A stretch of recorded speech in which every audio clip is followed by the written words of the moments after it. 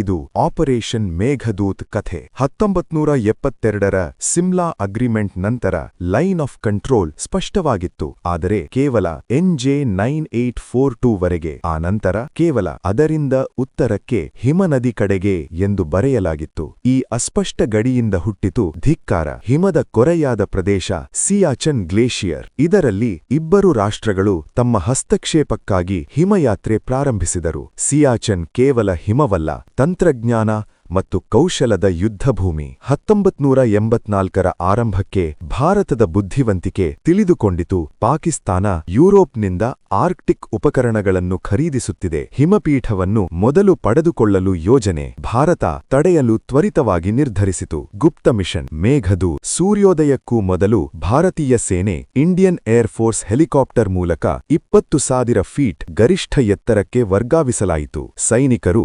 30-40 kilogram ಭಾರವಿರುವ load ಜೊತೆ ನೇರ ಹಿಮದ ಭಿತ್ತಿಗಳ ಮೇಲೆ ಏರಿದರು.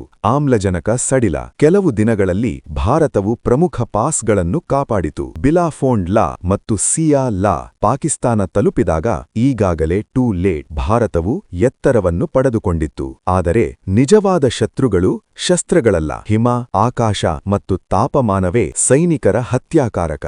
ಅಡ್ಡಮ್ಮಾಯಿತೆ. ದುರಂತಗಳು, ಅಲವಂಚನಗಳು ಮತ್ತು ಹೈ ಆಲ್ಟಿಟ್ಯೂಡ್ ಸಿಕ್ನೆಸ್ ಸೈನಿಕರ ಹೆಚ್ಚಿನ ಜೀವನವನ್ನು ತೆಗೆದುಕೊಂಡಿತು. ಸಿಯಾಚನ್ ಭೂಮಿಯ ಎತ್ತರದ ಮತ್ತು ಅತ್ಯಂತ ತಣಿಯ ಯುದ್ಧಭೂಮಿ ಎಂದು ಪ್ರಖ್ಯಾತಿ ಪಡೆದಿತು.